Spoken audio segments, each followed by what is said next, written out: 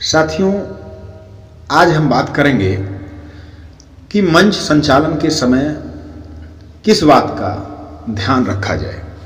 वैसे तो बहुत सारी बातें हैं, लेकिन आज हम जो बात करेंगे वो ये है कि आप जैसे भी कार्यक्रम में संचालन करने जा रहे हैं, वो कार्यक्रम किस प्रकार का है, आपको खुद को उसी कार्यक्रम के अनुसार ढालना होगा। जैसे कि मान लिया कि कोई कॉलेज का एनुअल फंक्शन है, तो आपको वहां थोड़ा लड़कपन, थोड़ी मस्ती का रंग अपनाना पड़ेगा। आपको उसी तरह प्रस्तुति देनी होगी जिस तरह विद्यार्थी या बच्चे आपके साथ सामंजस्य बिठा पाए। वहां यदि आप गंभीर होकर मंच संचालन करेंगे तो निश्चित ही मजा नहीं आएगा। जैसे कि मैं कल का एक कार्यक्रम बताऊं, मैं एक सज्जन को जानता हूं जो काफी रेपुटेड और एजुकेटेड और गंभीर व्यक्ति हैं, और अधिकतर सार्वजनिक सरकारी कार्यक्रमों में वो मंच संचालन कर रहे हैं। लेकिन चूंकि वो एक महोत्सव था, तो आगे की कार्यक्रम के लिए एक एंकर, जो पेशेवर एंकर थी, फिर उसको मंच संचालन की बागडोर दी गई। निश्चित ही यदि वो पूरे कार्यक्रम में मंच संचालन करते तो जो कार्यक्रमों की प्रस्तुति हो रही थी और जैसा उनका व्यक्तित्व है उसके साथ वो मेल नहीं खा रहा था। और हाँ, यदि आप किसी प्रतियोगिता का संचालन कर रहे हैं तो फिर आपको थोड़ा गंभीरता दिखानी होगी।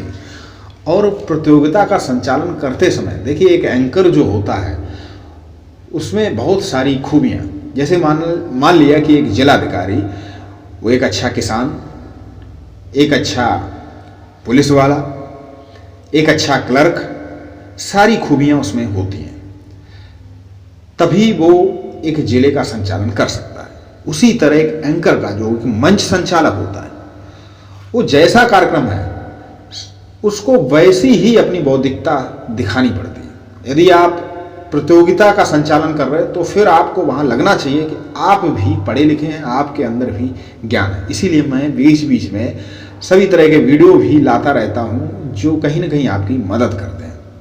आप प्रतियोगिता का संचालन कर रहे हैं तो थोड़ी गंभीरता अपनानी पड़ेगी।